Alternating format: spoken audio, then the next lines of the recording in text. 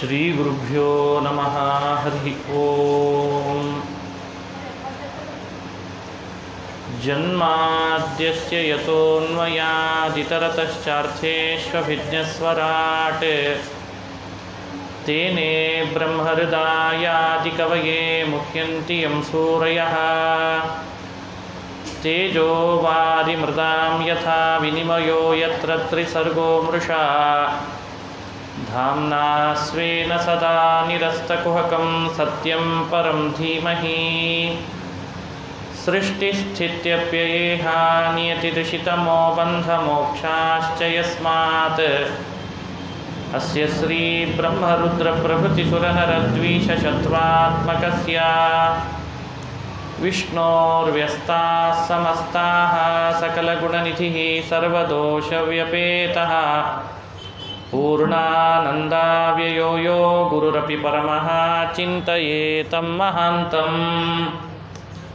ನಾರಾಯಣಂ ನಮಸ್ಕೃತ್ಯ ನರಂ ಚೈವ ನರೋತ್ತಮಂ ದೇವೀಂ ಸರಸ್ವತೀಂ ವ್ಯಾಸಂ ತತೋ ಜಯಮುದೀರಯೇತ್.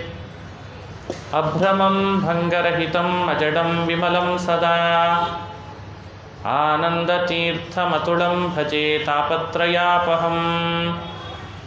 ಮೂಕೋಪಿ ಯತ್ಪ್ರಸಾದೇನ ಮುಕುಂದಶಯನಾಯತೆ ರಾಜರಾಜಾಯತೆ ರಿಕ್ತೋ ರಾಘವೇಂದ್ರಂ ತಮಾಶ್ರಯೇ. ಆಪಾದಮೌಲಿಪರ್ಯಂತಂ ಗುರುಣಾಮಾಕೃತಿಂ ಸ್ಮರೇತ್ ತೇನ ವಿಘ್ನಾಃ ಪ್ರಣಶ್ಯಂತಿ ಸಿದ್ಧ್ಯಂತಿ ಚ ಮನೋರಥಾಃ.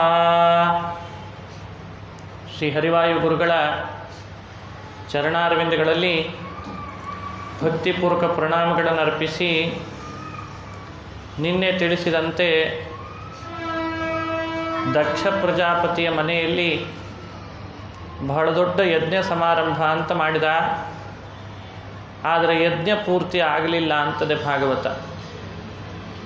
ಯಜ್ಞ ಯಾಕೆ ಪೂರ್ತಿ ಆಗಲಿಲ್ಲ ಅಂತ ಕೇಳಿದ್ದಕ್ಕೆ ಕಾರಣ ಕೊಡೋದು ಅವನ ಉದ್ದೇಶ ಸರಿ ಇರಲಿಲ್ಲ ಅಂತ. ಯಾವ ಯಜ್ಞ ಪೂರ್ತಿ ಆಗಲ್ಲ ಅಂದರೆ ಉದ್ದೇಶ ಸರಿ ಇಲ್ಲದೆ ಇದ್ದಾಗ ಯಜ್ಞ ಪೂರ್ತಿ ಆಗಲ್ಲ.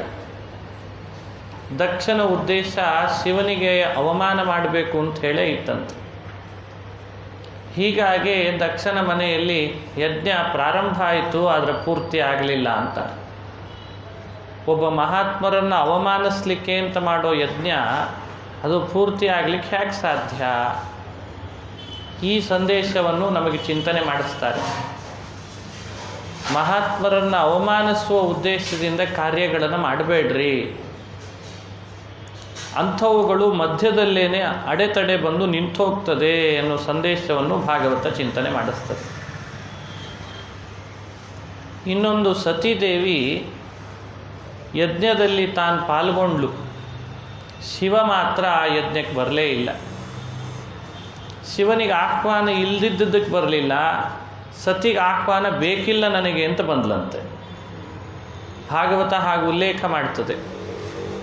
ಆಹ್ವಾನ ಬೇಕಿಲ್ಲ ನನಗೆ ಅಂತ ಸತಿ, ಕೊಡಬೇಕಿತ್ತಲ್ಲ ನಿಮ್ಮ ಅಪ್ಪ ನನಗೆ ಆಹ್ವಾನ ಅಂತ ಶಿವ. ಸತಿ ಹೇಳಿದ್ಲಂತೆ, ಬಂಧುಗಳಲ್ಲಿ ನಮಗೆ ಆಹ್ವಾನ ಬೇಕು ಅನ್ನೋ ಅಪೇಕ್ಷೆ ನಾವು ಪಡಬಾರ್ದು ಅಂದ್ಲಂತೆ. ಬಂಧುಗಳಲ್ಲಿ ಅಪೇಕ್ಷೆ ಪಡಬಾರ್ದು ಅನ್ನೋದು ಸತಿಯ ವಾದ. ರುದ್ರದೇವರಂತಾರೆ, ಎಂಥ ಬಂಧುಗಳಲ್ಲಿ ಅಂತ ರುದ್ರದೇವರ ವಾದ. ಅವರು ಹೇಳ್ತಾರೆ, ನಮ್ಮನ್ನು ಯಾರ ಮನೆಗೆ ಹೋದಾಗ ದೋಷ ದೃಷ್ಟಿಯಿಂದಲೇ ಕಾಣ್ತಾರೋ ಅವ್ರು ನಮಗೆ ಬಂಧುಗಳಾಗಲಿಕ್ಕಾದರೂ ಹೇಗೆ ಸಾಧ್ಯ ಅಂತ ಕೇಳಿದ್ರೆ, ತೇಯದ್ಯನುತ್ಪಾದಿತ ದೋಷ ದೃಷ್ಟಯಃ ಬಲೀಯಸಾನಾತ್ಮಮದೇನ ಮನ್ಯುನಾ ಅಂತ ವಾಕ್ಯ ಇದೆ. ಅನುತ್ಪಾದಿತ ದೋಷ ದೃಷ್ಟಯ ಅಂತಂದಿದ್ದಾರೆ. ಯಾರ್ದಾದ್ರೂ ಮನೆಗೆ ನಾವು ಹೋಗೋದ್ರಿಂದ ಹೆಜ್ಜೆ ಹೆಜ್ಜೆಗೆ ದೋಷನೇ ಎಣಿಸ್ತಿರ್ತಾರೆ. ಅದರಿಂದ ಅವರು ಎಣಿಸ್ತಾರ ದೋಷ ಅಂತ ನಮಗೆ ಖೇದ, ಅಯ್ಯೋ ಇವ್ರು ನಮ್ಮ ಮನೆಗೆ ಬಂದ್ರಲ್ಲ ಅಂತ ಅವರಿಗೂ ಖೇದ. ಹೋಗೋದ್ರಕ್ಕಿಂತ ಬಿಡೋದೇ ವಾಸಿ ಅಂದ್ರಂತ ರುದ್ರದೇವರು. ಸೌಹಾರ್ದ ಇರ್ತದೆ, ಬಂಧುತ್ವ ಇರ್ತದೆ, ಆಹ್ವಾನ ಕೊಡದಿದ್ರೂ ಹೋಗಬೇಕು ಅನ್ನೋದು ಸತಿಯ ವಾದ. ಆದರೆ ಸೌಹಾರ್ದ ಬಂಧುತ್ವಕ್ಕಿಂತ ನಮ್ಮನ್ನು ಅವರು ದೋಷ ದೃಷ್ಟಿಯಿಂದ ಕಾಣ್ತಾರೆ ಅನ್ನೋದಿದೆಯಲ್ಲ, ಅದು ಹೋಗದೇ ಇರೋದಕ್ಕೆ ಕಾರಣ ಅಂತಂದ್ರಂತೆ. ಇದು ಮನುಷ್ಯ ಸಹಜವಾಗಿ ತಿದ್ದುಪಡಿ ಮಾಡಲಿಕ್ಕೆ ಸತಿ ರುದ್ರದೇವರ ಸಂವಾದವನ್ನು ಭಾಗವತ ಸೆರೆ ಹಿಡಿತದೆ. ಬಂಧುತ್ವ ಇದೆ ಅಂತ ಹೋಗ್ತೀಯೋ, ಹೆಜ್ಜೆ ಹೆಜ್ಜೆಗೆ ನಮ್ಮ ದೋಷಗಳನ್ನು ಎಣಿಸ್ತಾರೆ ಅಂತ ಬಿಡ್ತೀಯೋ ಅಂತ. ಇದನ್ನು ಮನುಷ್ಯ ತನ್ನ ವಿವೇಕಕ್ಕೆ ಚೆನ್ನಾಗಿ ತಂದುಕೊಂಡು ವ್ಯವಹರಿಸಲಿ ಅನ್ನೋದನ್ನು ಸತಿ ಹಾಗೂ ರುದ್ರದೇವರ ಕಥೆಯನ್ನು ಹೇಳಿ ಭಾಗವತ ಸಂದೇಶ ನೀಡ್ತದೆ. ಇನ್ನು ರುದ್ರದೇವರ ಬಾಯಲ್ಲೇ ಸತಿಗೆ ಹೇಳಿದ ಹರಿಯ ಸರ್ವೋತ್ತಮತೆ, ಅದನ್ನು ಇಲ್ಲಿ ನಾವು ಗಮನಿಸಬಹುದು. ಹೇಳಿದವರು ರುದ್ರದೇವರು, ವಕ್ತಾನುಕೂಲ್ಯ ಇದೆ. ಕೇಳಿದವಳು ಸತೀದೇವಿ, ಶ್ರೋತ್ರಾನುಕೂಲ್ಯ ಇದೆ. ಕೇಳುವ ಪ್ರಸಂಗ ಇದೆಯಲ್ಲ, ಯಾಕೆ ನಮ್ಮ ಅಪ್ಪನಿಗೆ ನಮಸ್ಕರಿಸಲಿಲ್ಲ, ಇದು ಪ್ರಸಂಗ. ಇಲ್ಲಿ ಮೋಹ ಮಾಡೋ ಪ್ರಸಂಗವೇ ಇಲ್ಲ. ತುಂಬ ಸಮಯದಲ್ಲಿ ಪುರಾಣಗಳು ಹೇಳುವಾಗ ರುದ್ರದೇವರ ಮಾತನ್ನೆಲ್ಲ ಪ್ರಾಯ ಮೋಹಕ ಅಂತ ಹೇಳ್ತಾರೆ. ಪ್ರಾಯ ಮೋಹಕ, ಮೋಹಶಾಸ್ತ್ರಮಕಾರಯತ್, ಮೋಹಶಾಸ್ತ್ರ ಎಲ್ಲ ಬರೆದವರೇ ರುದ್ರದೇವರಂತೆ. ತ್ವಂಚ ರುದ್ರ ಮಹಾಬಾಹೋ ಮೋಹಶಾಸ್ತ್ರಾಣಿ ಕಾರಯ. ರುದ್ರದೇವರಿಗೆ ದೇವರೇ ಆದೇಶ ಮಾಡಿದಾನಂತ, ನೀನು ಮೋಹಶಾಸ್ತ್ರಗಳನ್ನು ರಚನೆ ಮಾಡು, ಶಾಸ್ತ್ರ ರಚಿಸು, ಓದೋರಿಗೆಲ್ಲ ಅದರಿಂದ ಮೋಹ ಆಗಿರ್ಬೇಕು, ಹಾಗೆ ರಚಿಸು ಅಂತ ಹೇಳಿದಾನಂತೆ ದೇವರು. ಈ ಪ್ರಸಂಗ ನೀವು ಗಮನಿಸ್ರಿ. ಇಲ್ಲಿ ಮೋಹಶಾಸ್ತ್ರ ಅಲ್ಲ ಭಾಗವತ, ಇದು ಸಚ್ಚಾಸ್ತ್ರ, ಮೋಹ ಕಳಿಯುವ ಶಾಸ್ತ್ರ. ಇದನ್ನು ರಚನೆ ಮಾಡಿದವರು ವ್ಯಾಸರು, ಹೇಳಿದವರು ರುದ್ರದೇವರೇ ಶುಕಮುನಿಗಳ ರೂಪದಿಂದ. ಹಾಗಾಗಿ ಈ ಭಾಗವತವನ್ನು ಮೋಹಕ ಅಂತ ಎಲ್ಲೂ ವ್ಯಾಖ್ಯಾನ ಮಾಡಬಾರ್ದು. ಉಳಿದೆಲ್ಲಾದರೂ ಬಂದ ಪ್ರಸಂಗ ಇದ್ದರೆ ಭಾಗವತಕ್ಕನುಗುಣವಾಗಿ ಅದನ್ನು ವ್ಯಾಖ್ಯಾನ ಮಾಡಿಕೊಳ್ಬೇಕಂತ. ಹಾಗಾಗಿ ರುದ್ರದೇವರು ಸ್ವತಃ ವಕ್ತೃಗಳಾಗಿ ತನ್ನ ಹೆಂಡತಿ ಸತೀದೇವಿಗೆ ಹೇಳುವಂಥ ಮಾತಾದ್ದರಿಂದ ಎಲ್ಲರೂ ಇದನ್ನು ಗ್ರಹಿಸಲೇಬೇಕಾಗ್ತದೆ ಪ್ರಮಾಣ ಅಂತ. ಯಾವ ವಿಷಯದಲ್ಲಿ ತಗೊಂಡಿದ್ದಾರೆ ಅಂದರೆ, ನಮಸ್ಕರಿಸದೇ ಇರೋದಕ್ಕೆ ನಿನ್ನೆ ಒಂದು ಕಾರಣ ಹೇಳಿದೆ. ನಿಮ್ಮ ಅಪ್ಪನಿಗೆ ನಾನು ಮಾಡೋ ನಮಸ್ಕಾರ ನನ್ನೊಳಗಿರೋ ದೇವರಿಗೆ ಅನ್ನೋ ಭಾವನೆ ಇರಲಿಲ್ಲ, ಅದಕ್ಕೆ ನಮಸ್ಕಾರ ಮಾಡಲಿಲ್ಲ ಅಂತ ಒಂದು ಕಾರಣ. ಇವತ್ತು ಹೇಳ್ತಾರೆ ಅದ್ಭುತವಾದ ಕಾರಣ, ನಾನು ಭಗವಂತನನ್ನು ಧ್ಯಾನ ಮಾಡ್ತಾ ಮೈಮರ್ತಿದ್ದೆ, ಅದಕ್ಕೆ ನಮಸ್ಕಾರ ಮಾಡಲಿಲ್ಲ ಅಂತಂತ. ನಾನು ಭಗವಂತನ ಧ್ಯಾನದಲ್ಲೇ ಇದ್ದೆ, ಅದಕ್ಕೆ ನಮಸ್ಕಾರ ಮಾಡಲಿಲ್ಲ. ಆ ಮಾತು ಯಾವುದು ಅಂದರೆ, ಸತ್ವಂ ವಿಶುದ್ಧಂ ವಸುದೇವ ಶಬ್ದಿತಂ ಯದೀಯತೆ ತತ್ರ ಪುಮಾನಪಾವೃತಃ ಸತ್ವೇ ಚ ತಸ್ಮಿನ್ ಭಗವಾನ್ ವಾಸುದೇವಃ ಹ್ಯಧೋಕ್ಷಜೋ ಮೇ ಮನಸಾ ವಿಧೀಯತೆ ಅಂತ ವಾಕ್ಯ ಇದೆ. ಇದು ರುದ್ರದೇವರ ಬಾಯಲ್ಲಿ ಬಂದ ಸತಿಯನ್ನು ಕುರಿತು ಹೇಳಿದ ಮಾತು. ಹಿ ಅಧೋಕ್ಷಜೋ ಮೇ ಮನಸಾ ವಿಧೀಯತೆ. ಸತೀದೇವಿ ನನ್ನ ಎದುರುಗಡೆ ಅವತ್ತು ಬ್ರಹ್ಮದೇವರು ಕುಳಿತಿದ್ರು. ಚತುರ್ಮುಖ ಬ್ರಹ್ಮ ಅಂದರೆ ಸತ್ವಾತ್ಮಕವಾದ ಶರೀರ. ರಜೋಗುಣ ತಮೋಗುಣಗಳ ಲೇಪ ವಿಕಾರ ಪರಿಣಾಮ ಆಗಲ್ಲಂತಲ್ಲಿ. ಸತ್ವಾತ್ಮಕ ಶರೀರರಾದ ಬ್ರಹ್ಮದೇವರನ್ನು ನಾನು ನೋಡ್ತಾ ಇದ್ದೆ. ಸತ್ವಾತ್ಮಕ ಅಂತ ಯಾಕೆ ಹೇಳ್ತಾರೆ ಅಂದರೆ, ಬ್ರಹ್ಮದೇವರಿಗೆ ಎಂದೂ ಕೂಡ ಭಗವಂತನ ವಿಸ್ಮರಣೆನೇ ಆಗೋದಿಲ್ಲಂತ. ನಮಗೆಲ್ಲ ದೇವರ ಸ್ಮರಣೆ ಆಗೋದು ಕಠಿಣ, ವಿಸ್ಮರಣೆ ಜಾಸ್ತಿ. ಅದಕ್ಕೆ ನಮ್ಮದೆಲ್ಲ ದೇಹ ರಜೋ ತಮೋ ಗುಣ ಪ್ರಚುರ. ಬ್ರಹ್ಮದೇವರ ದೇಹ ಅಂಥದ್ದಲ್ಲ, ಸತ್ವಾತ್ಮಕ ಶರೀರ. ಸತ್ವಪ್ರಚುರ ಮುಖ ವಾಣಿ, ಸತ್ವಪ್ರಚುರ ಅಂಥೇಳಿ ಕರೆದಿದ್ದಾರೆ ಜಗನ್ನಾಥದಾಸರು. ವಾಣಿಮುಖ ಸರೋಜೇನ ಸತ್ವಪ್ರಚುರ ವಾಣಿಮುಖ ಸರೋಜೇನ ಅಂತಿದ್ದಾರೆ. ಅದಕ್ಕೆ ಜಗನ್ನಾಥದಾಸ್ ಬ್ರಹ್ಮದೇವರು ಎಂಥವರು ಅಂದರೆ, ಯಾವ ಸಮಯದಲ್ಲಿಯೂ ಪರಮಾತ್ಮನ ವಿಸ್ಮರಣೆ ಅವರಿಗೆ ಆಗೋದೇ ಇಲ್ಲಂತ. ಅದಕ್ಕೆ ಸತ್ವಂ ವಿಶುದ್ಧಂ ವಸುದೇವ ಶಬ್ದಿತಂ ಯದೀಯತೆ ತತ್ರ ಪುಮಾನಪಾವೃತಃ. ಅಷ್ಟು ಅದ್ಭುತವಾದ ಆ ಮೂರ್ತಿ ಬ್ರಹ್ಮದೇವರ ಮೂರ್ತಿ, ಅವರೇ ಎದುರುಗಡೆ ಕುಳಿತಿದ್ದಾರೆ ರುದ್ರದೇವರಿಗೆ. ಅವರು ಕುಳಿತಿದ್ದಾರೆ ಅಂತ ನನಗೆ ಬಹಳ ಸಂತೋಷ ಆಯಿತು. ನನಗಿಂತ ಹಿರಿಯ ಚೇತನ, ಸದಾ ಪರಮಾತ್ಮನನ್ನು ಕಾಣೋ ಚೇತನ, ಸದಾ ದೇವರನ್ನು ಒಲಿಸ್ಕೊಂಡ ಚೇತನ, ಅವರಲ್ಲಿ ನನಗೆ ದೇವರನ್ನು ಧ್ಯಾನ ಮಾಡೋ ಭಾಗ್ಯ ಬಂತು ಅಂದ್ರಂತ. ಅವರಲ್ಲಿ ದೇವರನ್ನು ಧ್ಯಾನ ಮಾಡೋ ಭಾಗ್ಯ ಬಂತು. ಅಧೋಕ್ಷಜನನ್ನು ಅವರ ಅಂತರ್ಯಾಮಿಯಾಗಿ ನಾನು ಧ್ಯಾನ ಮಾಡ್ತಾ ಇದ್ದೆ. ಅಧೋಕ್ಷಜೋ ಮೇ ಮನಸ ವಿಧೀಯತೆ, ವಿಧೀಯತೆ ಅಂತ ಪ್ರಯೋಗ ಮಾಡಿದ್ದಾರೆ. ವಿಶೇಷೇಣ ಧೀಯತೆ, ವಿಶೇಷವಾಗಿ ಧ್ಯಾನ ಮಾಡಲಿಕ್ಕೆ ಶುರು ಮಾಡಿಬಿಟ್ರಂತ. ಈ ಕಾರಣದಿಂದ ನಿಮ್ಮ ಅಪ್ಪ ಬಂದಾಗ ನಾನು ಅವನ್ನ ನೋಡಿ ನಮಸ್ಕಾರ ಮಾಡೋದು ಪ್ರಸಂಗನೇ ಬರಲಿಲ್ಲ. ಯಾಕೆಂದರೆ ಬ್ರಹ್ಮದೇವರ ಅಂತರ್ಯಾಮಿ ಭಗವಂತನನ್ನು ಧ್ಯಾನ ಮಾಡ್ತಾ ಇದ್ದೆ ನಾನು. ಹಾಗಾಗಿ ನಿಮ್ಮ ಅಪ್ಪನಿಗೆ ನಮಸ್ಕಾರ ಮಾಡಲಿಲ್ಲ ಅನ್ನೋ ಕಾರಣವನ್ನು ರುದ್ರದೇವರು ಹೇಳಿದ್ರಂತೆ. ಶತಿಗೆ ಈ ಕಾರಣ ಹೇಳಿದ್ರಿಂದ ಇಲ್ಲೊಂದು ಅಂಶ ನೆನಪಿಟ್ಟುಕೊಳ್ಳಬಹುದು. ಧ್ಯಾನ ಮಾಡೋವನು ಯಾರಾದ? ರುದ್ರದೇವರಾದ. ಧ್ಯಾನ ಮಾಡಿಸ್ಕೊಳ್ಳೋನು ಯಾರಾದ? ಅಧೋಕ್ಷಜನಾದ. ಧ್ಯಾನ ಮಾಡಿಸ್ಕೊಳ್ಳೋನು ಉತ್ತಮನೋ ಧ್ಯಾನ ಮಾಡೋನು ಉತ್ತಮನೋ ಹೇಳಿ. ಯುಕ್ತಿ ನೋಡ್ರಿ, ವಾದರಾಜರು ಯುಕ್ತಿ ಮಲ್ಲಿಕೆಯಲ್ಲಿ ತಿಳಿಸ್ತಾರೆ. ಸ್ಪಷ್ಟವಾಗಿ ಯೋಚನೆ ಮಾಡಿ. ಭಾಗವತದಲ್ಲಿ ಧ್ಯಾನ ಮಾಡಿಸ್ಕೊಳ್ಳೋನು ಅಧೋಕ್ಷಜ ಅಂದಿದ್ದಾರೆ, ಧ್ಯಾನ ಮಾಡೋನು ಶಿವ ಅಂದಿದ್ದಾರೆ. ಧ್ಯಾನ ಮಾಡಿಸ್ಕೊಳ್ಳೋನು ಉತ್ತಮನಾಗ್ತಾನೆ ಹೊರತು ಧ್ಯಾನ ಮಾಡೋನಲ್ಲ ಅಂತಂದ್ರಂತೆ. ಅದಕ್ಕೆ ಅಧೋಕ್ಷಜೋ ಮೇ ಮನಸಾ ವಿಧೀಯತೆ ಅನ್ನೋ ಪ್ರಮಾಣಕ್ಕನುಗುಣ ರುದ್ರದೇವರ ಬಾಯಲ್ಲೇ ಬಂದದ್ರಿಂದಲೂ ಮೋಹಕ ಆಗಲಿಕ್ಕೆ ಸಾಧ್ಯ ಇಲ್ಲ. ಆದ್ದರಿಂದಲೂ ಹರನ ಬಾಯಲ್ಲಿ ಹರಿಯ ಸರ್ವೋತ್ತಮತೆ ಇಲ್ಲಿ ಬಂದಿದೆ ಅಂತ ವ್ಯಾಖ್ಯಾನ ಮಾಡಿಬಿಟ್ಟು ಇದನ್ನು ನಾವು ಚಿಂತನೆ ಮಾಡಲಿ ಅಂತ. ಹಾಗಾಗಿ ಹರಿಯ ಪಾರಮ್ಯ ಶಿವನ ಬಾಯಲ್ಲಿ ಬಂದದ್ದನ್ನು ಕೂಡ ಗಮನಿಸ್ರಿ ಅಂತಂತಾರೆ. ಮಹಾತ್ಮರ ನಿಂದೆ ಮಾಡಬಾರ್ದು ಅನ್ನೋದು ಒಂದು ಸಂದೇಶ. ಆದರೆ ದಕ್ಷನ ಕಥೆ ಹರಿಯ ಪಾರಮ್ಯವನ್ನು ಹರ ಹೇಳಿದಂಥ ಕಥೆ ಅಂತ ಸಂದೇಶವಾಗಿ ಚಿಂತನೆ ಮಾಡ್ತಾರೆ. ಇದು ಇನ್ನೊಂದು ವಿಶೇಷ ಯುಕ್ತಿ ಮಲ್ಲಿಕೆಯಲ್ಲಿ ಇಲ್ಲೇನಾಗ್ತದೆ, ಅಂತೂ ಯಜ್ಞ ನಿಂತೋಯ್ತು, ಯುದ್ಧ ಆಯಿತು, ಶಿವನೇ ಬಂದು ತಲೆ ಕತ್ತರಿಸಿದ ದಕ್ಷನ ತಲೆ, ಅದು ಅವನಿಗೆ ಶಿಕ್ಷೆ.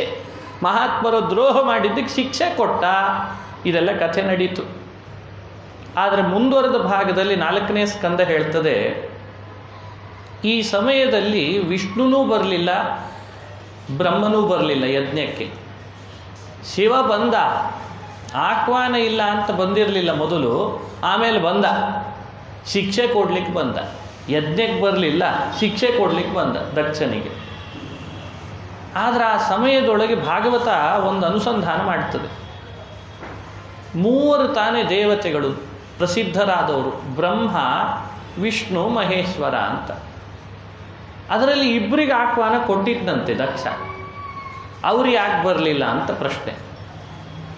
3ರಲ್ಲಿ ಒಬ್ಬನಿಗೆ ಕೊಟ್ಟಿಲ್ಲ, 2 ಕೊಟ್ಟಿದ್ದಾನಂತವ. ಅವ್ರು ಯಾಕೆ ಬರಲಿಲ್ಲ? ಅದಕ್ಕೆ ಉತ್ತರ ಕೊಡಬೇಕಲ್ಲ. ಅದಕ್ಕೆ ಉತ್ತರ ಕೊಡುವಾಗ ಅಂತಾರೆ, 2 ಆಹ್ವಾನ ಕೊಟ್ಟಿದ್ದು ಕೂಡ ನಿಜ, ಆದರೆ ಅವರಿಗೆ ತಿಳಿತಂತೆ ಶಿವನಿಗೆ ಇವನ ಆಹ್ವಾನ ಕೊಟ್ಟಿಲ್ಲ ಅಂತ ಅವರಿಬ್ಬರು ಬರಲಿಲ್ಲ ಅಂತ. ಇದರಿಂದ ಭಾಗವತ ಒಂದು ಮಾತು ಹೇಳ್ತದೆ, 3 ದೇವತೆಗಳಲ್ಲಿ ಜೀವರು ಬೇರೆ ಬೇರೆ, ಚೈತನ್ಯ ಬೇರೆ, ಬ್ರಹ್ಮನೇ ಬೇರೆ, ಶಿವನೇ ಬೇರೆ, ಆಮೇಲೆ ವಿಷ್ಣುನೇ ಬೇರೆ. ಆದರೆ 3 ಬೇರೆ ಬೇರೆ ಆದರೂ 3ರೊಳಗಿರುವಂಥ ಭಾವ ಮಾತ್ರ ಒಂದೇ ಇದೆ ಅಂತಂತ. ಇದನ್ನು 4ನೇ ಸ್ಕಂದದಿಂದ ಅರ್ಥೈಸ್ಕೊಳ್ರಿ ಅಂತಾರೆ ವಾದರಾಜರು. ಈಗ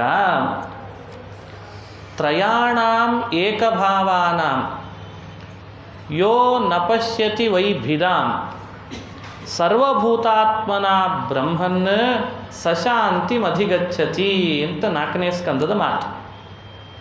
ವಾದರಾಜರು ಒಬ್ಬ ವಾದಿಯ ಜೊತೆಗೆ ವಾದ ಮಾಡ್ತಾ ಇದ್ರಂತೆ. ಆ ವಾದಿ ವಾದ ಮಾಡಲಿಕ್ಕೆ ಶುರು ಮಾಡಿದ.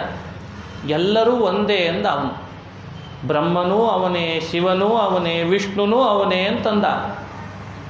ಮಾತು ಯಾವುದು? ಈ ಮಾತು ಕೊಟ್ಟ. ತ್ರಯಾಣಾಂ ಏಕಭಾವಾನಾಂ ಯೋ ನಪಶ್ಯತಿ ವೈಭಿದಾಂ ಅಂತಂದ. ಮೂವರು ದೇವತೆಗಳು. ಯಾರ್ಯಾರು ಮೂವರು? ಅಹಂ ಬ್ರಹ್ಮಾಚ ಶರ್ವಶ್ಚ ಜಗತಃ ಕಾರಣಂ ಪರಂ ಆತ್ಮೇಶ್ವರ ಉಪದ್ರಷ್ಟ ಅಂತ ಇಲ್ಲೇ ಒಂದು ಮಾತು ಬಂದಿದೆ. ಮೂವರು ಒಂದು ಅನ್ಲಿಕ್ಕೆ, ಮೂವರಲ್ಲಿ ಭೇದ ಕಾಣಬಾರದು ಅನ್ಲಿಕ್ಕೆ ಈ ಮಾತನ್ನು ಆಧಾರ ಕೊಟ್ಬಿಟ್ಟ ವಾದ ಮಾಡುವಾಗ. ಅದಕ್ಕೆ ವಾದರಾಜರಂದ್ರು 4ನೇ ಸ್ಕಂದ ಸರಿಯಾಗಿ ಅರ್ಥನೇ ಆಗಿಲ್ಲ ನಿನಗೆ ಅಂದರು. ಯಾಕಂದ್ರೆ ಅಲ್ಲಿ ಹೇಳಿದ್ದೇನು ನೀ ತಿಳಿದದ್ದೇನೋ ಭೂಪ. ಅಲ್ಲಿ ಹೇಳಿದ್ದು ಮೂವರಲ್ಲಿ ಯಾರು ಭೇದ ಕಾಣಲ್ವೋ ಅವರು ಮುಕ್ತಿಗೆ ಹೋಗ್ತಾರೆ ಅಂತ ಅವನು ಟ್ರಾನ್ಸ್ಲೇಟ್ ಮಾಡಿಬಿಟ್ಟ ಪದವನ್ನು. ತ್ರಯಾಣಾಂ ಏಕಭಾವಾನಾಂ ಯೋ ನಪಶ್ಯತಿ ವೈಭಿದಾಂ ಅಂತ. ಭಿದಾಂ ಯಹ ಏಕಭಾವಾನಾಂ ನಪಶ್ಯತಿ ಸಹ ಶಾಂತಿಂ ಅಧಿಗಚ್ಚತಿ ಅಂತ ಅರ್ಥ ಮಾಡಿಬಿಟ್ಟ. ಕೂಡಲೇ ವಾದರಾಜರು ವ್ಯಾಖ್ಯಾನ ಬರೀತಾರೆ.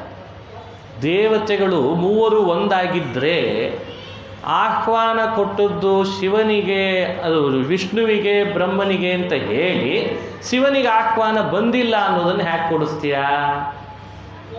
ಮೂವರು ದೇವತೆಗಳು ಒಂದಾಗಿದ್ದರೆ ಒಬ್ಬನಿಗೆ ಆಹ್ವಾನ ಬಂದಿಲ್ಲ, ಇಬ್ಬರಿಗೆ ಆಹ್ವಾನ ಬಂದಿದೆ ಅನ್ನೋದು ಹ್ಯಾಕೆ ಕೊಡಿಸ್ತೀಯ? ಅಲ್ಲ, ಮತ್ತು ಮಾತಿದೆ ಅಲ್ಲ, ಅದು ವಿಷ್ಣು ಹೇಳಿದ ಮಾತಿದು, ಇದು ಭಗವಂತನ ಬಾಯಲ್ಲಿ ಬಂದ ಮಾತು. ಭಗವಂತ ಏನು ಹೇಳಿದಾನೆ ಅನ್ನೋದು ಅರ್ಥೈಸ್ಕೊಳ್ಳೋದು ಸೂಕ್ಷ್ಮ ಅಂದರು. ಏನು ಹೇಳಿದ?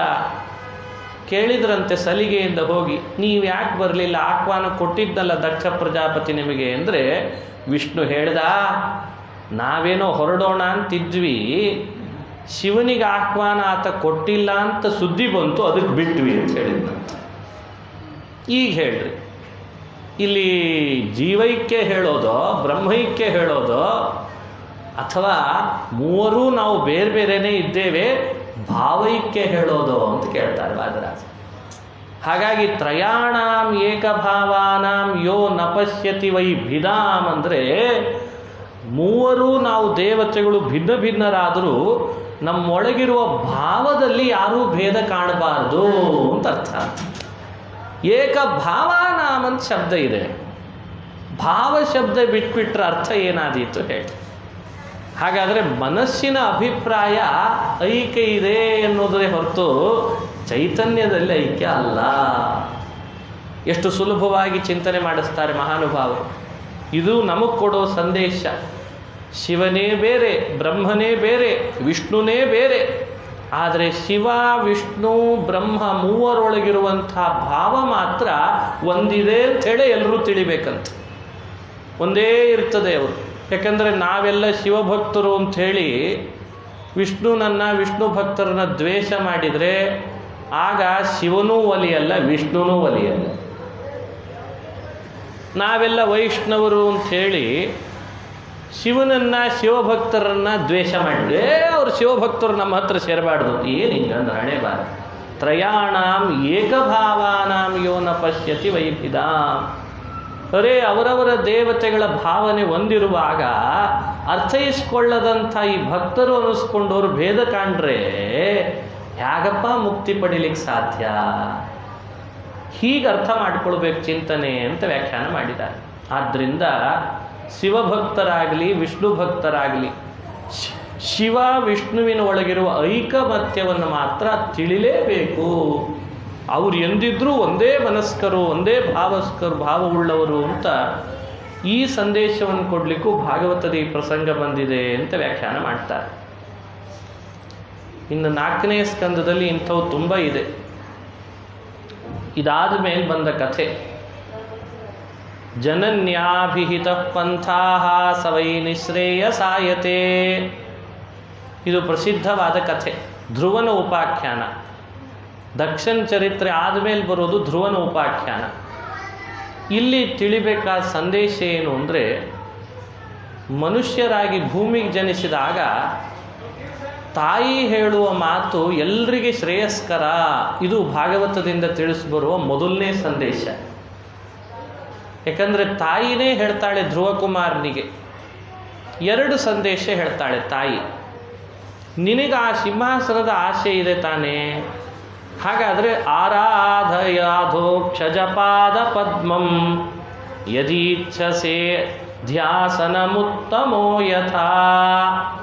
ಯಥಾ ಉತ್ತಮ, ಹೇಗೆ ನಿನ್ನ ಸಹೋದರ ಉತ್ತಮ ದೊಡ್ಡ ಆಸನದಲ್ಲಿ ಕೂತಿದ್ದಾನೆ ಅದು ಬೇಕು ನಿನಗೆ ಅಂತ ಇಚ್ಛೆ ಪಡ್ತಿದ್ದಿ ಅಂದರೆ ಆರಾಧಯಾಧೋಕ್ಷಜ ಪಾದ ಪದ್ಮಂ, ಅಧೋಕ್ಷಜ ಪಾದ ಪದ್ಮಂ ಆರಾಧಯ, ಅಧೋಕ್ಷಜನ ಪಾದಕಮಲಗಳನ್ನು ಚೆನ್ನಾಗಿ ಆರಾಧನೆ ಮಾಡು ಅಂತ ಒಂದು ಸಂದೇಶ. ಎರಡನೇ ಸಂದೇಶ ಕೊಡ್ತಾಳೆ ತಾಯಿ ಧ್ರುವನಿಗೆ. ಅವಳಲ್ಲಂತೆ ನಿನ್ನನ್ನು ಬೈದಿರ್ಬೋದು, ಸುರುಚಿ ತುಂಬ ಬೈದಿರ್ಬೋದು, ಅವಮಾನ ಮಾಡಿರ್ಬೋದು, ಆದರೆ ನೀನು ಮಾತ್ರ ಅವಳಿಗೆ ವಾಪಸ್ ಅವಮಾನ ಮಾಡಬೇಡ ಅಂತಂದ. ಇದು ಮನುಷ್ಯ ಕಲಿಬೇಕಾದ ಮತ್ತೊಂದು ಪಾಠ. ಮಾಮಂಗಳಂ ತಾತ ಪರೇಶು ಮಂಸ್ಥಾ ಭುಂಕ್ತೆ ಜನೋ ಯತ್ ಪರ ದುಃಖದಸ್ತತ್ ಸತ್ಯಂ ಸುರುಚ್ಯಾಭಿಹಿತಂ ಭವಾನ್ ಮೇ ಯದ್ದುರ್ಭಗಾಯ ಉದರೇ ಗೃಹೀತಃ. ಮಾಮಂಗಳಂ ತಾತ ಪರೇಶು ಮಂಸ್ಥಾಃ. ನಿನಗಿವತ್ತು ದುಃಖ ಆಗಿದೆ ಅನ್ನೋ ಒಂದು ಕಾರಣದಿಂದ ನಿಮ್ಮಮ್ಮನನ್ನು ಪುನಃ ಮರಳಿ ಕೈ ಮಾಡಿ ಬೆರಳು ಮಾಡಿ ಕಣ್ಣು ಕೆಸರು ಮಾಡಿ ಬೈಬೇಡ ಅಲ್ಲಂತೆ. ಯಾಕೆ ಅಂದರೆ ನಿನಗೇನು ದುಃಖ ಆಗಿರ್ತದೆ ಅದು ದೇವರಿಗೆ ಗೊತ್ತಿರ್ತದೆ, ಅವ್ರಿಗೇನು ಕೊಡಬೇಕೋ ಕೊಡ್ತಾನೆ ಅದನ್ನು. ಎಂಥ ಮಾತು ನೋಡ್ರಿ. ಈ ಸಂದೇಶ ತಾಯಿ ಹೇಳಿದ್ಲಂತೆ ಧ್ರುವನಿಗೆ. ಯಾರೇ ಅವಮಾನ ಮಾಡಲಿ, ಯಾರೇ ನಿನ್ನನ್ನು ತೆಗಳ್ಳಿ, ಯಾರೇ ನಿನ್ನನ್ನು ಹಿಂದಿನಿಂದ ಬೈಕೊಳ್ಳಿ, ನೀನು ಮಾತ್ರ ಮರಳಿ ಅವರಿಗೆ ದುಃಖ ಕೊಡುವಂತೆ, ಅವರನ್ನು ನೀನು ದ್ವೇಷಿಸುವಂತೆ ಮಾಡಬೇಡ ಅಂತಂದಂತೆ. ಅವರಿಗೆ ಅಮಂಗಳ ಕೆಡಕನ್ನು ನೀನು ಬಯಸಬೇಡ ಅಂದ್ಲಂತೆ ತಾಯಿ. ಎಂಥ ದೊಡ್ಡ ಗುಣ ನೋಡ್ರಿ. ಇದು ಧ್ರುವಕುಮಾರನಿಗೆ ಭಗವಂತನನ್ನು ಸಣ್ಣ ವಯಸ್ಸಿನಲ್ಲಿ ಕಾಣಲಿಕ್ಕೆ ಕಾರಣ ಆಯಿತು ಅಂತಂತಾರೆ. ಹಾಗಾಗಿ ಎರಡು ಅಂಶ. ಅಧೋಕ್ಷರನ ಪಾದಪದ್ಮಗಳ ಆರಾಧನೆ, ನಿನಗೆ ಕೆಡಕನ್ನು ಮಾಡಿದರೂ ಕೂಡ ಮರಳಿ ಅವರಿಗೆ ನೀನು ಕೆಡಕು ಬಯಸದೇ ಇರೋದು. ಜನನ್ಯಾಭಿಹಿತ ಪಂಥಾಹ ಸವೈ ನಿಶ್ರೇಯಸಾಯತೆ. ಇದನ್ನು ಅಲ್ಲಿಗೆ ಅನ್ವಯ ಮಾಡಿಕೊಳ್ಬೇಕು, ಆಗ ಸ್ಪಷ್ಟ ಅರ್ಥ ಆಗ್ತದೆ ಭಾಗವತ. ಇಲ್ಲದೇ ಇದ್ದರೆ ಎಲ್ಲೋ ಯಾವುದೋ ಮಾತು ಬರ್ತದೆ, ಬೇಗ ಗೊತ್ತಾಗಲ್ಲ. ಹಾಗಾಗಿ ನಮ್ಮ ಬದುಕಿನಲ್ಲಿ ಎರಡನ್ನು ನಾವು ಸಂಕಲ್ಪ ಮಾಡಿ ರೂಢಿಗೆ ತರಬೇಕಂತ. ನಮ್ಮನ್ನು ಯಾರೇ ರೇಗಿಸ್ಲಿ, ತೆಗಳ್ಳಿ, ಬಡೀಲಿ, ಏನಾದರೂ ಮಾಡಲಿ, ನಾವು ಮಾತ್ರ ಅವರಿಗೆ ಅಮಂಗಳ ಮಾಡಲ್ಲ. ಇದು ಪ್ರತಿಜ್ಞೆ ಮಾಡಬೇಕು. ಎರಡನೇದ್ದು ಅಧೋಕ್ಷಜ ಪಾದ ಪದ್ಮಂ ಆರಾಧಯ. ಬೇಕಾದ್ದಾಗಲಿ ಭಗವಂತನ ಪಾದಕಮಲಗಳ ಆರಾಧನೆಯನ್ನು ಮಾತ್ರ ನಾನು ಬಿಡಲ್ಲ. ಈ ಎರಡು ಜನನ್ಯಾಭಿಹಿತ ಪಂಥಾಹ, ಇದು ನಮಗೆ ನಿಶ್ರೇಯಸ್ಸಿಗೆ ಕಾರಣ ಆಗ್ತದೆ ಅನ್ನೋ ಸಂದೇಶ ಧ್ರುವನ ಚರಿತ್ರೆಯಿಂದ ನಾವು ಅನುಸಂಧಾನ ಮಾಡಬೇಕು. ಇದರಿಂದ ಅವನಿಗೆ ಗುರು ಲಾಭ ಆಯ್ತಂತೆ. ಪರೀಕ್ಷೆ ಮಾಡಿ ನೋಡ್ರಿ. ಯಾರು ಭಗವಂತನ ಪಾದಾರಾಧನೆಯಲ್ಲಿ ಮನಸ್ಸು ಮಾಡ್ತಾರೆ, ಇನ್ನೊಬ್ಬರು ಎಷ್ಟೇ ಬೈದರೂ ಎಷ್ಟೇ ತೆಗಳಿದ್ರು ಅವರಿಗೆ ಅಮಂಗಳ ಬಯಸೋದಿಲ್ಲ, ಅವರಿಗೆ ಗುರು ಲಾಭ ಆಗ್ತದಂತೆ. ಹೀಗಾಗಿ ಧ್ರುವಕುಮಾರನಿಗೆ ಆ ಎರಡನ್ನೂ ಚೆನ್ನಾಗಿ ಪಾಲನೆ ಮಾಡಲಿಕ್ಕೆ ಹೊರಟದ್ದಕ್ಕೆ ನಾರದರಂಥ ಗುರು ಲಾಭ ಆಯ್ತಂತೆ. ನಾರದರಂಥ ಗುರು ಲಾಭದಿಂದ ಅವನಿಗೆ 12 ಅಕ್ಷರದ ಮಂತ್ರೋಪದೇಶ ಆಯಿತು. ಬಹಳ ಕಡಿಮೆ ಸಮಯದಲ್ಲಿ ದೇವರನ್ನು ಕಾಣುವ ಭಾಗ್ಯ ಅವನಿಗೆ ಒದಗುತ್ತಂತೆ. 6 ತಿಂಗಳು ತಪಸ್ಸು ಮಾಡಿದ, ಬಹಳ ಅಲ್ಲ, 6 ತಿಂಗಳು ತಪಸ್ಸು ಮಾಡಿದ. ಭಗವಂತ ಎದುರುಗಡೆಗೆ ಬಂದೇ ನಿಂತು ಬಿಟ್ನಂತೆ. ಕಣ್ತೆರೆಯೋ ಧ್ರುವಕುಮಾರ ಅಂತಾನೆ, ಕಣ್ಣು ತೆರಿತಾ ಇಲ್ಲ. ಒಳಗಿದ್ದ ತನ್ನ ರೂಪ ವಾಸನಾಮಯವಾದದ್ದನ್ನು ದೇವರೇ ಮರೆಮಾಚಿಸಿದ್ನಂತೆ. ಯಾವಾಗ ವಾಸನಾಮಯ ರೂಪ ಒಳಗಿದ್ದದ್ದು ಮರೆ ಆಯಿತೋ, ಬಹಿಸ್ಥಿತಂ ತದವಸ್ಥಂ ದದರ್ಶ, ಒಳಗಿದ್ದಂಥ ವಾಸುದೇವ ರೂಪವೇ ಹೊರಗೆ ಕಣ್ಣಂತೆ. ತುಟಿ ನಡುಗುತ್ತದೆ, ಕೈ ನಡುಗುತ್ತಿವೆ, ಸ್ತೋತ್ರ ಮಾಡೋಣ ಅಂತ ಆಸೆ ಧ್ರುವಕುಮಾರನಿಗೆ. ಭಗವಂತ ಅಂದ, ಬಾಯಲ್ಲಿ ಮಾತು ಬರ್ತಿಲ್ಲಲ್ಲ ನಿನಗೆ, ನಾನೇ ಮಾತು ಬರೆಸ್ತೇನೆ ಅಂತ ಶಂಖದ ಸ್ಪರ್ಶ ಮಾಡಿದ್ನಂತೆ. ಬ್ರಹ್ಮಮಯೇನ ಕಂಬುನ ಪಸ್ಪರ್ಶ ಬಾಲಂ ಹೃದಯ ಕಪೋಲೆ. ಬ್ರಹ್ಮಮಯವಾದ ಶಂಖ ಭಗವಂತನ ಕೈಯಲ್ಲಿದ್ದದ್ದು ಯಾವಾಗ ಅವನ ಕಪೋಲಕ್ಕೆ ಸ್ಪರ್ಶ ಮಾಡಿಸಿದ, ಯೋಂತಃ ಪ್ರವಿಶ್ಯ ಮಮ ವಾಚಮಿಮಾಂ ಪ್ರಸುಪ್ತಾಂ ಸಂಜೀವಯತ್ಯಖಿಲ ಶಕ್ತಿಧರ ಸ್ವಧಾಮ್ನಾ. ಅನ್ಯಾಶ್ಚ ಹಸ್ತಚರಣಶ್ರವಣತ್ವಗಾದೀನ್ ಪ್ರಾಣಾನ್ನಮೋ ಭಗವತೆ ಪುರುಷಾಯ ತುಭ್ಯಂ. ಇಷ್ಟು ಕಥೆಯನ್ನು ಭಾಗವತ ವರ್ಣನೆ ಮಾಡ್ತದೆ. ಹೀಗೆ ಭಗವಂತನನ್ನು ಸ್ತೋತ್ರ ಮಾಡುವಾಗ, ಹೇ ಸ್ವಾಮಿ ನಾರಾಯಣ ಪರವಾಸುದೇವನ ಸ್ತೋತ್ರ ಅದು. ವಾಸುದೇವ, ನನ್ನೊಳಗಿದ್ದ ಇಂದ್ರಿಯಾಭಿಮಾನಿ ದೇವತೆಗಳನ್ನು ನೀನು ಪ್ರೇರೇಪಿಸಿದಿ ಅಂತಂತಾನೆ. ಅವರೆಲ್ಲ ಸುಪ್ತರಾದರು. ಸಾಧಾರಣ ತಪಸ್ಸಿಗೆ ಕೂತ್ಕೊಂಡು ಕೂಡಲೇ ದೇವತೆಗಳಿಗೆಲ್ಲ ಸ್ವಲ್ಪ ರೆಸ್ಟ್ ಸಿಗ್ತದಂತೆ. ಹೆಂಗಿದ್ರು ತಪಸ್ಸಿಗೆ ಕೂತಿದ್ದಾನೆ, ದೇವ್ರು ಬರೋ ತನಕ ನಮ್ಮದೇನು ಕೆಲಸ ಇಲ್ಲ ಅಂತ ಅವರು ಹಾಗೇ ಸುಪ್ತರಾಗಿದ್ದರು. ಯಾವಾಗ ದೇವ್ರು 6 ತಿಂಗಳಿಗೆ ಪ್ರಕಟನಾದ, ಅದು ದೇವತೆಗಳಿಗೆ ಅಷ್ಟು ಅಂದಾಜಿರಲಿಲ್ಲ ಇಷ್ಟು ಬೇಗ ಬರ್ತಾನೆ ಅಂತ. 6 ತಿಂಗಳಿಗೆ ಪ್ರಕಟನಾದ, ಅವರು ಇನ್ನೂ ಎಚ್ಚರಿಕೆಗೆ ಬಂದಿರಲಿಲ್ಲಂತ. ಆಗ ಪರಮಾತ್ಮ ಕಪೋಲಗಳಿಗೆ ಬ್ರಹ್ಮಮಯ ಶಂಕ ಸ್ಪರ್ಶ ಮಾಡಿಸಿ ಒಂದು ರೂಪದಿಂದ ತಾನೇ ಒಳಗೆ ಹೋದನಂತ. ಒಳಗೆ ಹೋಗಿ ಮಲಗಿದ ದೇವತೆಗಳನ್ನು ಎಬ್ಬಿಸಿ, ಯಾರ್ಯಾರನ್ನ ಒಳಗಿರುವ ವಾಗೀಂದ್ರಿಯದ ಅಭಿಮಾನಿ ಅಗ್ನಿನ ಎಬ್ಸಿದ್ನಂತ. ಎಷ್ಟೊತ್ತು ಮಲಗ್ತೀಯ, ನಾನು ಬಂದಿದ್ದೇನೆ ಅಂತ ಎಬ್ಸಿದ ಕೂಡಲೇ ಅವನ ಬಾಯಲ್ಲಿ ಸ್ತೋತ್ರ ಶುರು ಆಯ್ತಂತ. ಕೈ ಕಾಲು ಜಯಂತ, ಇಂದ್ರ, ದಕ್ಷ ಎಲ್ಲ ದೇವತೆಗಳನ್ನು ಎಬ್ಬಿಸಿ ಸಕಲೇಂದ್ರಿಯಗಳನ್ನು ಪ್ರೇರಣೆ ಮಾಡಿ ಧ್ರುವನ ಬಾಯಲ್ಲಿ ಸ್ತೋತ್ರ ಮಾಡಿಸ್ಕೊಂಡಂತ. ಭಾಗವತ ಎಷ್ಟು ಸ್ವರಸವಾದ ಸಂದೇಶ ಕೊಡ್ತದೆ.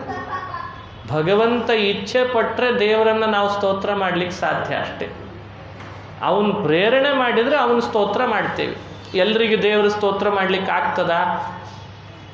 ಧ್ರುವನಿಗೆ ನೋಡ್ರಿ ಎಂಥ ಭಾಗ್ಯ ಕೊಟ್ಬಿಟ್ಟ. ತಾನು ಎದುರುಗಡೆಗೆ ನಿಂತು ಒಳಗವನು ಒಂದು ರೂಪದಿಂದ ಪ್ರವೇಶಿಸಿ ಇಂದ್ರಿಯಗಳನ್ನು ಪ್ರೇರಣೆ ಮಾಡಿ, ಮಾಡು ನನ್ನ ಸ್ತೋತ್ರ ಮಾಡು ಅಂತಂತಾನೆ. ಬಾಲಕನ ಕಲಭಾಷೆಯನ್ನು ಜನನಿಯು ಕೇಳಿ ಸುಖ ಪಡುವಂತೆ ಲಕುಮೀ ಲೋಲ. ಬಾಲಕನ ಕಲಭಾಷೆ. ಧ್ರುವಕುಮಾರ ಸಣ್ಣ ಹುಡುಗ ಇರಬಹುದು, ಅವನ ಬಾಯಲ್ಲಿ ಬರೋ ಮಾತು ತೊದಲು ನುಡಿಗಳೇ ಇರಬಹುದು, ಆದರೂ ನಾನು ಸರ್ವೋತ್ತಮ ಅಂತ ನನಗೆ ಗೊತ್ತಿರಬಹುದು. ಅದನ್ನೇ ಅವನ ಬಾಯಲ್ಲಿ ಕೇಳಲಿಕ್ಕೆ ಇಷ್ಟಪಡ್ತಾನಂತೆ ಪರಮಾತ್ಮ. ಕೇಳಿ ಸುಖ ಪಡುವಂತೆ ಸುಖ ಪಡ್ತಾನೆ ಪರಮಾತ್ಮ. ಹೇಳು, ನೀನು ಹೇಳು, ನಾ ಕೇಳ್ತೀನಿ ಅಂತ. ಎಂಥ ಕಾರುಣ್ಯ ಭಗವಂತಂತ. ಇದು ನಡೆದದ್ದು 36,000 ವರ್ಷ ಭೂಮಂಡಲವನ್ನು ಆಳು.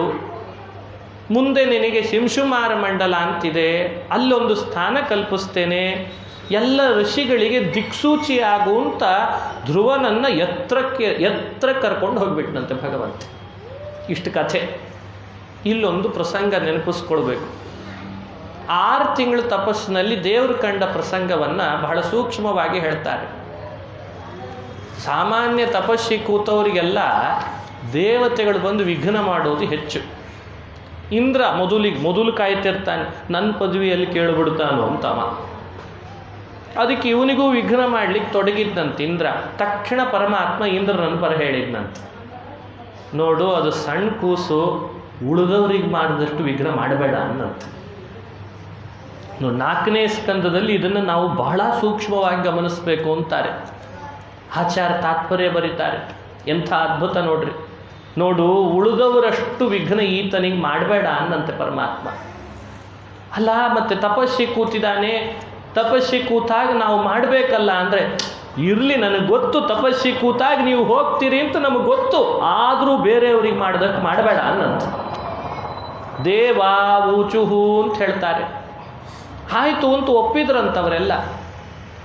ನೈವಂ ವಿದಾಮೋ ಭಗವನ್ ಪ್ರಾಣರೋಧನಂ ಚರಾಚರಸ್ಯಾಖಿಲ ಸತ್ವಧಾಮ್ನಃ ವಿಧೇಹಿ ತನ್ನೋ ವ್ರಜಿನಾದ್ವಿಮೋಕ್ಷಂ ಪ್ರಾಪ್ತಾ ವಯಂ ತ್ವಾಂ ಶರಣಂ ಶರಣ್ಯಂ. ಭಗವಂತ ಹೇಳಿದಷ್ಟೇ ವಿಘ್ನ ಮಾಡಿದ್ರಂತೆ, ಹೆಚ್ಚು ವಿಘ್ನ ಮಾಡಲಿಲ್ಲ ಅಂತದೆ ಭಾಗವತ. ಅದಕ್ಕೆ ಆಚಾರ್ಯರಂತಾರೆ, ಯಾಕೆ ಹೀಗಾಯಿತು ಅಂದರೆ, ದೇವತೆಗಳು ವಿಘ್ನ ಮಾಡ್ತಾರೆ ಯಾಕೆ, ಭಗವಂತ ಅವರನ್ನು ಕರೆದು ವಿಘ್ನ ಮಾಡಬೇಡ ಅಂತ ಹೇಳ್ದ ಯಾಕೆ, ಎಲ್ಲ ಬೇಕಲ್ಲ, ಪ್ರಶ್ನೆ ಉತ್ತರ ಬೇಕಲ್ಲ ಸರಿಯಾಗಿ. ಉಳಿದು ಎಲ್ಲ ಪುರಾಣಗಳನ್ನು ಇಲ್ಲೇ ನಿರ್ಣಯಿಸಿ ಕೊಡ್ತಾರೆ ಆಚಾರ್ಯ. ಅದರಿಂದ ನಮಗೇನು ಸಂದೇಶ ಕೊಡ್ತದೆ ಪುರಾಣ, ಇದೆಲ್ಲ ನಾವು ಅಪ್ಲೈ ಮಾಡ್ಕೊಳ್ಬೇಕು ಬದುಕಿನಲ್ಲಿ. ಅದಕ್ಕೆ ಹೇಳ್ತಾ ಇದ್ದೆ, ವಿಘ್ನ ಮಾಡು ಅಂತ ಹೇಳೋದು ದೇವರೇ, ಬಹಳ ಮಾಡಬೇಡ ಅಂತ ಹೇಳೋದು ದೇವರೇ. ಅದಕ್ಕಂತಾರೆ ಭಕ್ತಾಯ ಯಶಸೋರ್ಥಾಯ. ನೋಡಿ, ಭಗವಂತನ ಅದ್ಭುತವಾದ ಕರುಣೆ. ಭಕ್ತ ತಪಸ್ಸಿ ಕೂತಾಗ ಇವನು ಭಕ್ತ, ಇವನಿಗೆ ನಾ ಪ್ರಕಟನಾಗ್ತೇನೆ ಅನ್ನೋದು ದೇವರಿಗೆ ಮೊದಲೇ ಗೊತ್ತಿರ್ತದೆ. ಸಂಕಲ್ಪ ಸರ್ವಜ್ಞ, ಸರ್ವಶಕ್ತ. ಆದರೂ ವಿಘ್ನ ಮಾಡ್ರಿ ಅಂತ ಹೇಳ್ತಾನಂತೆ. ಯಾಕೆ ಅಂದರೆ ಭಕ್ತಾಯ ಯಶಸೋರ್ಥಾಯ, ಅವನಿಗೆ ಕೀರ್ತಿ ಬರಲಿ ಅಂತ ಮಾಡಿಸ್ತಾನಂತೆ. ಏನು ಕೀರ್ತಿ ಅಂದರೆ, ಇಷ್ಟು ತಪಸ್ಸಿ ಕೂತಿದ್ದ, ಎಷ್ಟು ವಿಘ್ನ ಬಂತ್ರಿ ಅಂದರೂ ಬಿಡಲಿಲ್ಲ ನೋಡ್ರಿ ಅಂತ. ಹಿಂಗೆ ಅನಿಸ್ಬೇಕಂತೆ ಭಕ್ತರಿಗೆ. ಕೀರ್ತಿ ಕೊಡಬೇಕು, ಈ ಕೀರ್ತಿ ಕೊಡಬೇಕು ಅಂತಾನಂತೆ. ದೇವರಿಗೆ ಇದು ಬಹಳ ಇಷ್ಟ ಅಂತೆ. ತನ್ನ ಭಕ್ತ ತನ್ನ ಆರಾಧನೆ ಮಾಡುವಾಗ ಮೇಲಿಂದ ಮೇಲೆ ವಿಘ್ನ ಬಂದರೂ ಕೂಡ ಬಿಡಲಿಲ್ಲ ನೋಡ್ರಿ. ಹಠಕ್ಕೆ ಬಿದ್ದು ದೇವರನ್ನ ಕಂಡ. ಹಿಂಗೆ ಅನ್ಬೇಕಲ್ಲ ಭಕ್ತರಿಗೆ, ಅಂತ ಅನಿಸ್ಲಿಕ್ಕೆ ದೇವರು ಹೀಗೆ ಮಾಡಿಸ್ತಾನಂತೆ. ಅರ್ಥ ಆಗ್ತದ ದೇವರ ಕಾರುಣ್ಯ ನಮಗೆ? ಇದು ಅರ್ಥ ಮಾಡಿಕೊಳ್ಳ್ರಿ ಅಂತಾರೆ. ಎಷ್ಟು ಅದ್ಭುತ ಇದೆ ನೋಡಿ. ಭಕ್ತನಿಗೆ ಕೀರ್ತಿ ಕೊಡಬೇಕು ಅನ್ನೋದು ಅವನು ಬಯಸಲಿ ಬಿಡಲಿ ದೇವರು ಇಷ್ಟಪಡ್ತಾನೆ ಅಂತಂತದೆ ಭಾಗವತ. ನಮಗಿದು ಊಹೆನೂ ಇರಲಿಲ್ಲ. ಬಹಳ ಅದ್ಭುತ. ಸುಮ್ಮನೆ ಕೀರ್ತಿ ಬರಲ್ಲ. ಕೀರ್ತಿ ಬರಬೇಕಾದ್ರೆ ಮೇಲಿಂದ ಮೇಲೆ ಕೆಲಸದೊಳಗೆ ವಿಘ್ನಗಳು ಬಂದಿರಬೇಕು. ವಿಘ್ನ ಬಂದರೂ ಕೆಲಸವನ್ನು ಸಾಧಿಸಿರಬೇಕು. ಆಗ ಕೀರ್ತಿ ಜಾಸ್ತಿ ಬರ್ತದೆ. ಹಾಗಾಗಿ ಪರಮಾತ್ಮ ಒಬ್ಬೊಬ್ಬ ಭಕ್ತನಿಗೆ ಇಂಥ ಕೀರ್ತಿ ಕೊಡಲಿಕ್ಕೆ ಇಷ್ಟಪಡ್ತಾನಂತೆ. ಅದಕ್ಕೇನು ಮಾಡ್ತಾನೆ? ಪುನಃ ಪುನಃ ವಿಘ್ನಗಳನ್ನು ದೇವತೆಗಳ ಮೂಲಕ ಒಡ್ಡಿಸ್ತಾನಂತೆ. ನೀವು ಹೀಗೆ ಮಾಡ್ರಿ ಅವನಿಗೆ ಅಂತಾನಂತೆ. ಇದನ್ನು ನಾವು ಗಮನಿಸಲ್ಲ. ಯಾವುದೋ ಒಂದು ವಿಘ್ನ ಬಂದ ಕೂಡಲೇ ದೇವರನ್ನೇ ಬೈಲಿಕ್ಕೆ ಶುರು ಮಾಡಿಬಿಡ್ತೀವಿ. ನಾವು ಮಾಡ್ಲಿಕ್ಕೆ ಹೊರಟು ದೇವರ ಕಾರ್ಯ ರೀ. ಅಲ್ಲ, ದೇವರ ಕಾರ್ಯ ಮಾಡಬೇಕಾದ್ರೆ ಯಾಕೆ ಬರ್ಬೇಕು ವಿಘ್ನ? ಹೇಳ್ರಿ, ನೀವೇ ಹೇಳ್ರಿ ನೋಡೋಣ. ಹಿಂಗೆ ಮತ್ತೆ ಇದು ನಮ್ಮ ತಲೆ ಒಳಗೆ.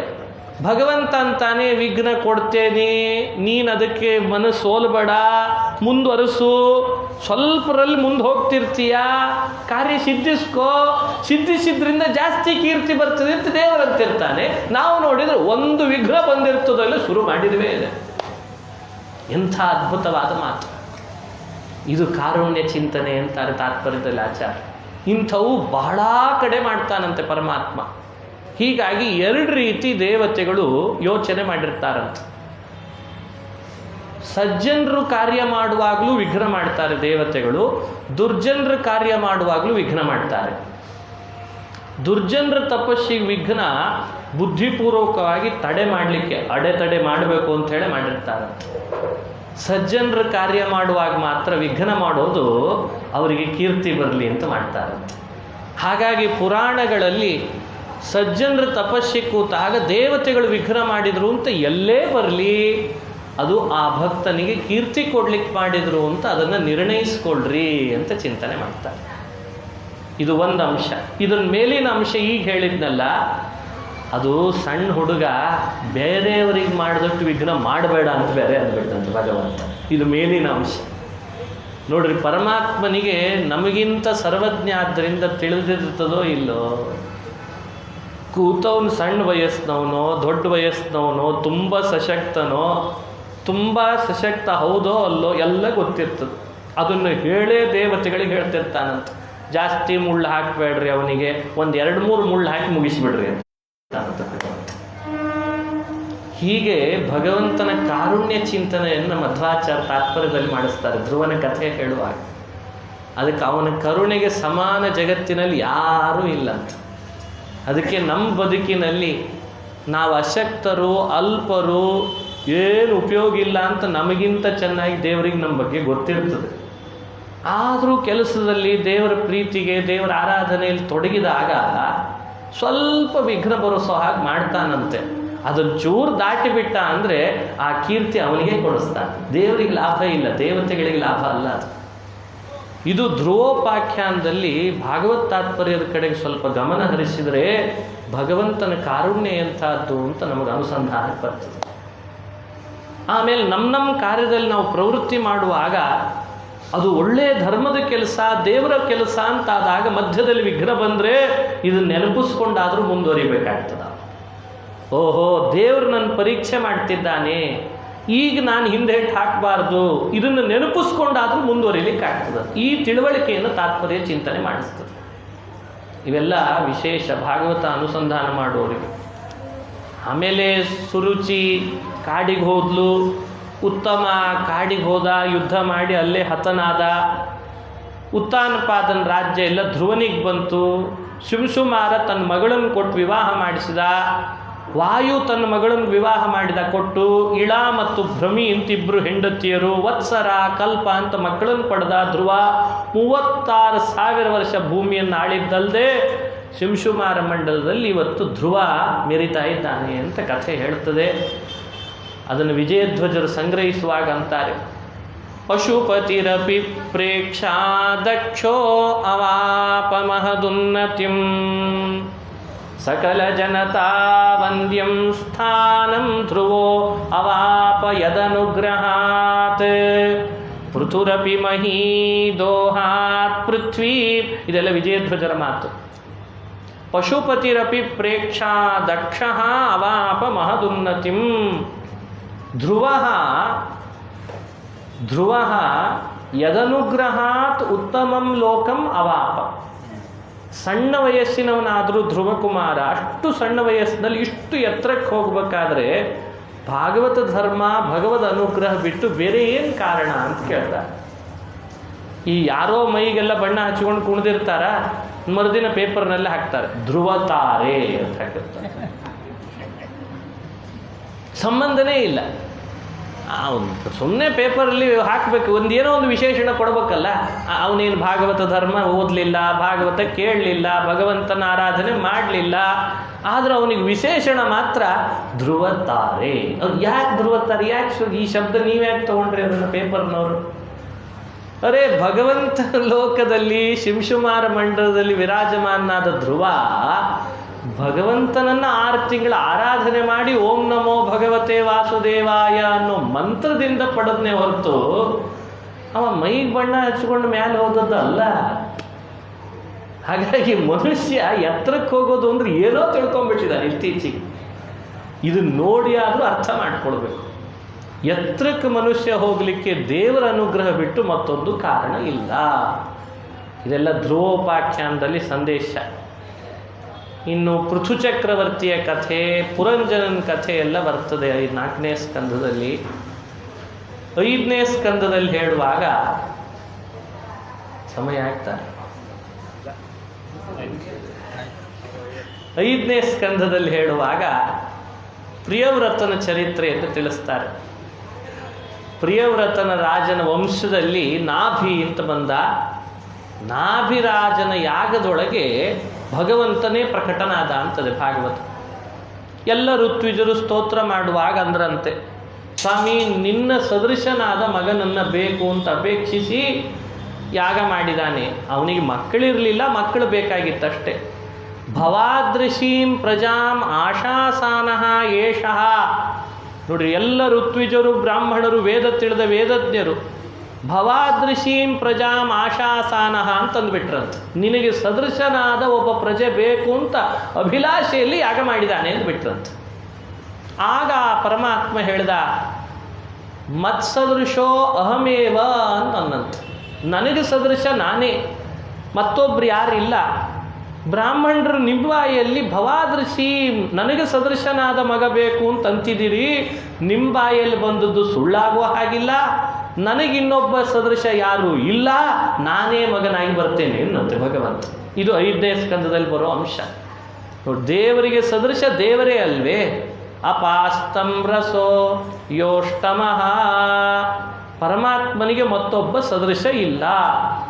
ಇದನ್ನು ಜಗತ್ತಿಗೆ ಸಾರಲಿಕ್ಕೆ 5ನೇ ಸ್ಕಂದದ ಈ ಕಥೆ.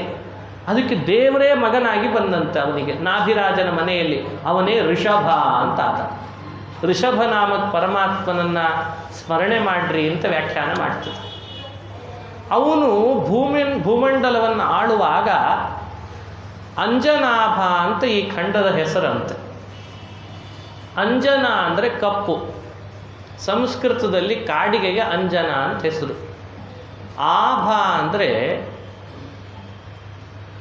ಹೊಳಪು, ಕಾಂತಿ. ಅಂಜನ ಆಭ. ಕಪ್ಪು ಕಾಡಿಗೆಯಂತೆ ಹೊಳಪಿತ್ತಂತೆ ಇವನ ದೇಹದಲ್ಲಿ. ಅದಕ್ಕೆ ಭಗವಂತನಿಗೆ ಅಂಜನಾಭ ಅಂತ ಹೆಸರಂತೆ. ಇದು ಸುಧೀಂದ್ರ ತೀರ್ಥರ ವ್ಯಾಖ್ಯಾನ. ಅಂಜನಾ ಅಂದರೆ ಕಪ್ಪು. ಕಪ್ಪು ಕಾಡಿಗೆ ಇದ್ದರೂ, ಕಾಡಿಗೆಯಂತೆ ಕಪ್ಪಿದ್ರೂ ಭಾರೀ ಹೊಳಪಿತ್ತಂತೆ ಕಳೆ ಭಗವಂತನ ದೇಹದಲ್ಲಿ. ಅದಕ್ಕೆ ಅವನ ಹೆಸರೇ ಅಂಜನಾಭ. ಅವ ಈ ಪ್ರಾಂತ ಎಲ್ಲ ಆಳಿದ್ದಕ್ಕೆ ಈ ಪ್ರಾಂತಕ್ಕೆ ಅಂಜನಾಭ ಖಂಡ ಅಂತ ಕರಿತಿದ್ರಂತೆ. ಆಗಿನ್ನು ಭರತಖಂಡ ಅಂತ ಹೆಸರು ಇರಲಿಲ್ಲ, ಅಂಜನಾಭ ಖಂಡ. ಅವನ ಆಳ್ವಿಕೆಯಲ್ಲಿ ಒಂದು ಘಟನೆ ನಡೆದದ್ದನ್ನು ಹೇಳ್ತಾರೆ. ಸರ್ವೋತ್ತಮನಾದ ಋಷಭ ಅಂಜನಾಭ ಆಳ್ವಿಕೆ ನಡೆಸ್ತಿರುವಾಗ ಮಳೆ ಬರಲಿಲ್ಲಂತೆ. ಇಂದ್ರಲೋಕದ ದೇವೇಂದ್ರ ಮೋಡಗಳನ್ನು ತರಿಸ್ತಾನೆ ಇರಲಿಲ್ಲಂತ ಆಕಾಶದಲ್ಲಿ. ಯಾವಾಗಲೂ ಧಗೆ ಧಗೆ ಧಗೆ ಧಗೆ ಸೆಕೆ ಸೆಕೆ. ಮೋಡನೇ ಬರಲಿಲ್ಲ ಅಂದರೆ ಬಿತ್ತಬೇಕು ಹೇಗೆ ಬೀಜ? ಪ್ರಜೆಗಳ ಪರಿಸ್ಥಿತಿ ಏನು? ಒಂದು ಸಲ ನೋಡ್ದ, ಎರಡು ಸಲ ನೋಡ್ದ, ಮಳೆ ಬರ್ತಿಲ್ಲ. ಕೊನೆಗೆ ಇನ್ನು ಅತಿ ಆಯಿತು ಅಂತ ಹೇಳಿ ಋಷಭ ನಾಮಕ ಭಗವಂತನೇ ಮೋಡಗಳನ್ನು ಸೃಷ್ಟಿ ಮಾಡಿದ್ದಂತೆ. ಮೋಡ ಸೃಷ್ಟಿ ಮಾಡಿ ಆ ಇಡೀ ಖಂಡಕ್ಕೆ ಮಳೆ ಬರೋ ಹಾಗೆ ಮಾಡಿಬಿಟ್ಟ. ಸ್ಪರ್ಧೆಗಿಳ್ದ ಇಂದ್ರ, ಸ್ಪರ್ಧೆಗಿಳ್ದ. ಅವನ ಲೆಕ್ಕಕ್ಕೆ ತಗೊಳ್ಳಿಲ್ಲ. ನೀ ಬೇಕಾದ ಮಾಡು, ನೀ ಮೋಡನೇ ತರಿಸ್ಬೇಡ, ನಾನೇ ಮೋಡ ತರಿಸ್ತೇನೆ ಅಂದ್ಬಿಟ್ನಂತ. ಹೀಗೆ ಮೋಡ ತರಿಸಿ ಇಡೀ ಖಂಡಕ್ಕೆ ಮಳೆ ಸುರಿಸಿ ಇಂದ್ರನನ್ನು ಕೂಡ ಸೋಲಿಸಿದಂಥ ಕಥೆ ಭಾಗವತದಲ್ಲಿ ಬರ್ತದೆ. ಋಷಭ ಅಂದರೆ ಮಳೆ ಸುರಿಸಿದವ ಅಂತ ಒಂದರ್ಥ. ಋಷಭ ಅಂದರೆ ಭಕ್ತರಿಗೆ ವರಗಳನ್ನು ಮಳೆಯಂತೆ ಸುರಿಸಿಕೊಡುವವ ಅಂತ ಇನ್ನೊಂದರ್ಥ. ಅಂಜನಾಭ ಅಂದರೆ ಕಾಡಿಗೆಯಂತೆ ಕಪ್ಪಿದ್ರೂ ಕಳೆ ಉಳ್ಳವ ಅಂತ ಈ ಅರ್ಥ. ಇದು ಋಷಭ ನಾಮಕ ಪರಮಾತ್ಮನ ಚರಿತ್ರೆ ಅಂತ ಭಾಗವತ ಹೇಳ್ತದೆ. ನಾಭಿರಾಜನ ಮಗನಾಗಿ ಋಷಭ ನಾಮಕ ಪರಮಾತ್ಮ ಆಳಿದ ಅಂಜನಾಭ ಖಂಡ ಅಂತಾಯಿತು. ಇವನ ಮಗ ಮೊದಲನೇವ, 100 ಮಕ್ಕಳಲ್ಲಿ ಮೊದಲನೇವನೇ ಭರತ. ಅವ ಆಳಿದ್ದಕ್ಕೆ ಅಂಜನಾಭ ಖಂಡವೇ ಭರತಖಂಡ ಅಂತ ಆಯ್ತಂತ ಆಮೇಲೆ ಅನ್ನೋ ಕಥೆ ಭಾಗವತದಲ್ಲಿ ಬರ್ತದೆ. ಇವತ್ತು ಸಮಯಕ್ಕೆ ಅನುಗುಣವಾಗಿ ಇಲ್ಲಿಗೆ ಕಥಾ ಉಪಸಂಹಾರ ಮಾಡ್ತಾ, ನಾಳೆ ದಿವಸ ಮತ್ತೆ ಯಥಾ ಪ್ರಕಾರ ಬೆಳಗ್ಗೆ 10 ಗಂಟೆಗೆ ರಾಮಾಯಣದ ಪ್ರಸಂಗ, ಸಾಯಂಕಾಲ 6ವರೆಗೆ ಭಾಗವತದ ಕಥಾ ಪ್ರಸಂಗವನ್ನು ನೋಡೋಣ. ಶ್ರೀಕೃಷ್ಣಾರ್ಪಣಮಸ್ತು. ಹರಯೇ ನಮಃ, ಹರಯೇ ನಮಃ.